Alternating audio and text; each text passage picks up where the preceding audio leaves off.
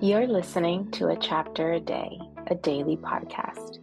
The Bible comes alive as we read a chapter out loud each day. Hello, everyone. Welcome to A Chapter a Day. I know I'm really close to the monitor. I'm trying to make it a little further away. Um, Chapter a Day.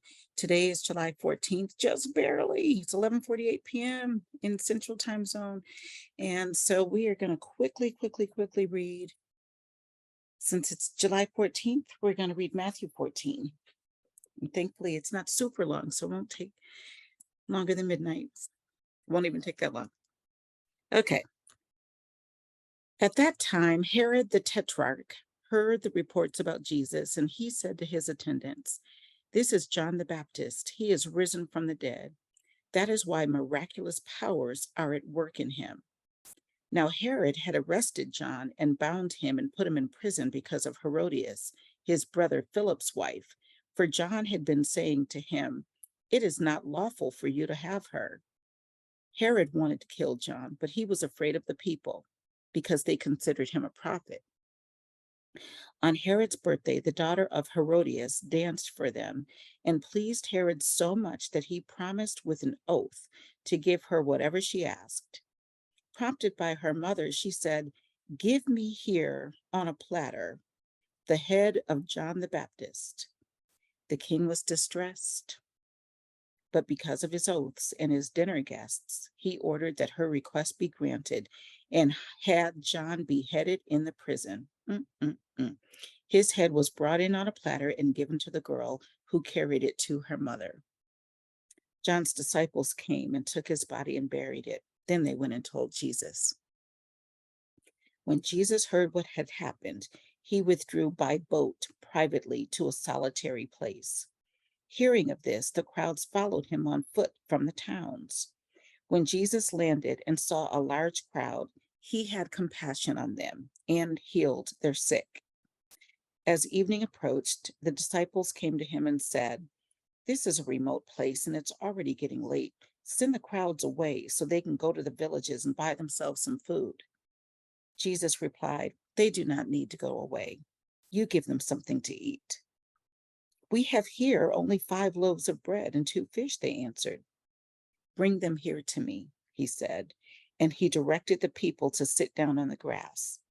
Taking the 5 loaves and the 2 fish and looking up to heaven, he gave thanks and broke the loaves.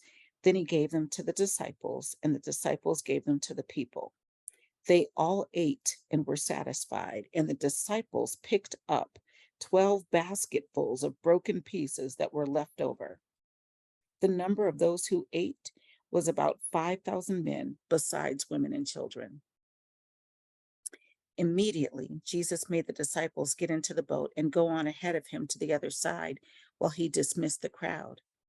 After he had dismissed them, he went up on a mountainside by himself to pray. When evening came, he was there alone, but the boat was already a considerable distance from land, buffeted by the waves because the wind was against it. During the 4th watch of the night, Jesus went out to them, walking on the lake. When the disciples saw him walking on the lake, they were terrified. "It's a ghost," they said, and cried out in fear. But Jesus immediately said to them, "Take courage, it is I, don't be afraid." "Lord, if it's you," Peter replied, "tell me to come to you on the water." "Come," he said. Then Peter got down out of the boat, walked on the water, and came toward Jesus. But when he saw the wind, he was afraid and began to sink, cried out, "Lord, save me." Oh, he was afraid and, beginning to sink, cried out, "Lord, save me." Immediately, Jesus reached out his hand and caught him. "You of little faith," he said, "why did you doubt?" And when they climbed into the boat, the wind died down. Then those who were in the boat worshipped him, saying, "Truly, you are the Son of God." When they had crossed over, they landed at Gennesaret. And when the men of that place recognized Jesus, they sent word to all the surrounding country. People brought all their sick to him and begged him to let the sick just touch the edge of his cloak, and all who touched him were healed.